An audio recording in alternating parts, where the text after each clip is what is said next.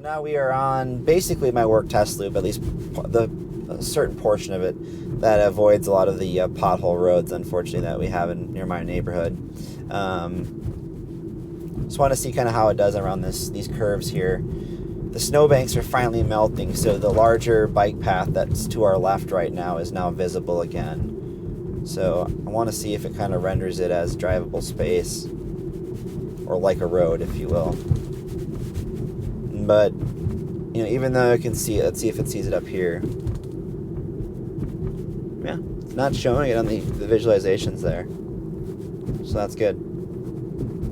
So that's definitely an improvement over the other builds. As the snow melts a little more, I'll keep an eye on that, but that would cause problems for us in the past, and the car would kind of stray towards the center and treat that like a one-way, which it's obviously not, so. And very confident behavior around that S-curve there. That was really good. All right, we are clear on both sides. So we're gonna have to kind of peek out a little bit here to confirm nobody's coming. And we are going. And we are making the right lane selection after that left turn.